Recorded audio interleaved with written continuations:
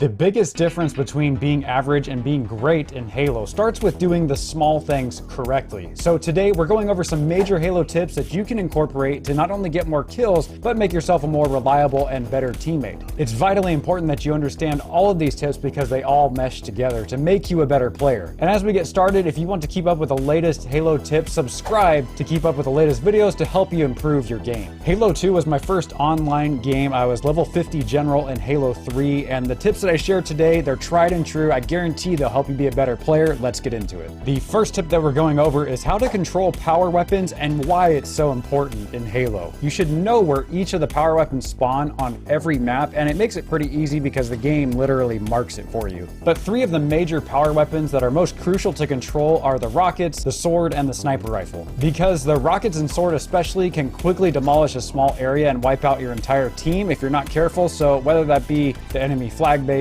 or even one of your strongholds if you're trying to gain control of a certain area. Whereas the sniper is great for someone trying to control the map from a distance, so holding the power weapons can literally make the difference between winning and losing a game. And this is important too. Even if you're not very good with the weapon, you having it, at least it keeps it away from the other team who might have someone who's really good with that weapon. Because of that, in almost every situation, you should take the power weapon when it's available to you, even if you're not very good with it, because you can always give it up to another teammate who's better with the sniper or sword, and the fact that you're keeping it away from the other team is going to help you immensely. You'll notice where the weapon spawns on the map, it'll have a countdown timer next to it telling you how long until the weapon spawns back in. Remember that it's always a good idea to let your teammates know how many seconds before it's available, just in case they don't see it, and that way they can grab it if you're not able to. This next tip kind of goes right along with that, with communicating the power weapon to your teammates, and this is all about how and when to communicate. Now trust me, I know how it is. You might be shy and not like to talk on the mic, but in order to play Halo at a high level,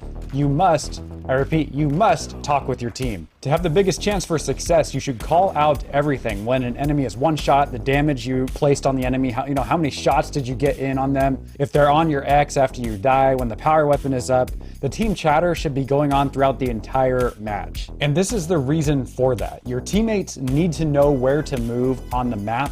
They need to know when to throw grenades. They need to know when to push in quickly or when to fall back. And you don't have to be the perfect communicator to be effective. Just start by communicating what you're doing, what you see, how many enemies, how weak they are. It really just starts with the basics. You don't have to be perfect. That's the nice thing about this. As long as you're communicating, it'll all come to you eventually, but it starts with just the little things. Even just a little bit of communication is better than nothing. Communication like this gives your teammates the ability to get more kills and make smarter plays. I mean, we've all probably seen a teammate make a bad play before, and we might have thought, what the heck are you doing?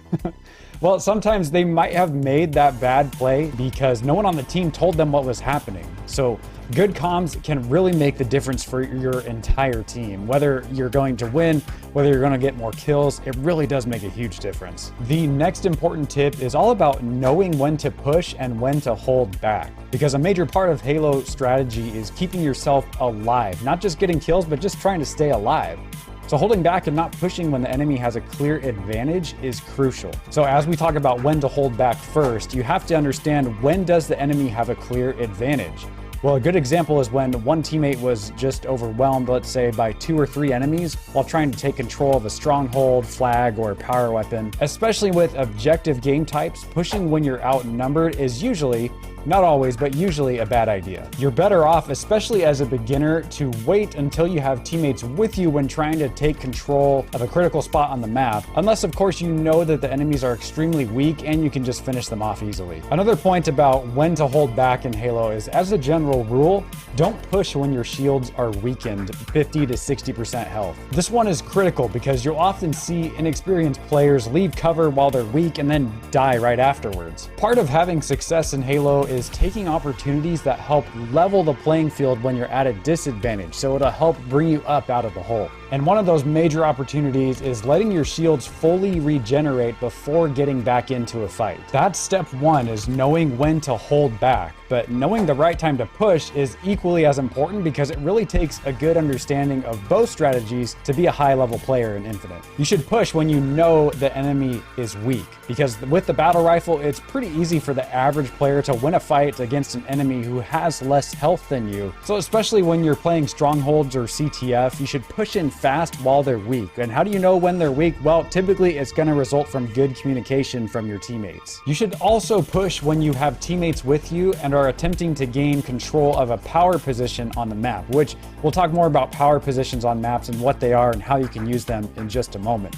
But the key is to make the decision to push and do it right away. You cannot stall. That's the important thing. Stalling for just a second or two when you're trying to decide whether or not to push can literally make the difference between a low health enemy and an enemy with full health and teammates to help them. So part of getting better at Halo is understanding your movement positions, when to do them and when to do them right away, because a lot of times you have to make snap decisions, and when you're pushing in, you typically have to do it quickly, otherwise it might backfire. And now let's talk about controlling the power positions on the map and what they are and how to gain control of them. So taking control of the position is pretty simple. You either have to get there first, or you have to have a power weapon that will help you take control of the position if somebody else is already there. Remember that just about every power position is a high ground area of the map, and preferably it's one that lets you look over a large area of the map. A good example of this is Top Gold, as some people call it on the map, Recharge, right next to the B stronghold. The reason high ground is typically a power position in Halo is because you're able to get headshots a lot more easier than someone who's lower than you. High ground positions are critical for several reasons, and one is the advantage you have in BR fights over a low ground enemy. It's typically easier to land your headshots while you're up higher. Number two, it generally gives you more options for cover, because if you need to duck out, it's usually easy to just back straight up and hide yourself behind the ledge if you need to heal, while the low ground doesn't always have fast options for cover. And number three, high ground allows you to survey a larger area of the map, allowing you to know or at least guess where the enemy is respawning and where they're pushing towards. So when you're in doubt about where the power position is on a map, it's typically going to be high ground. So if you can, try to gain control of it. The next tip, and the one that's equally as important as all the rest, is about your grenades and when not to use them. Not wasting your grenades is simple to say, but it's not so easy to do sometimes, but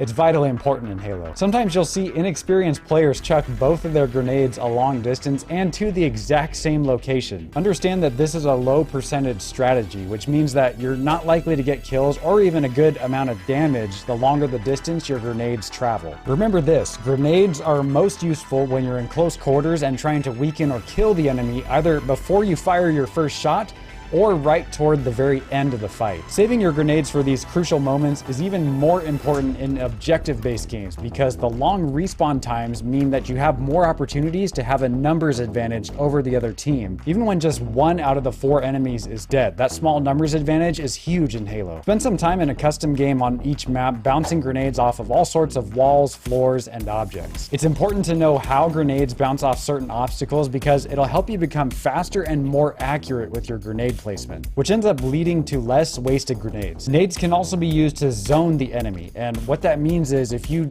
let's say you need an extra second or two to heal, throwing the grenades to temporarily block their path can literally save your life and let your shields fully regenerate. Which, if you remember from earlier, simply making plays that just help you stay alive can be a huge game changer. Help us reach our ultimate goal of 1,000 subscribers by pressing that subscribe button, and you'll keep up with all of the latest Halo tips to help you improve your game. Thanks for watching, guys. I'll catch you in the next one.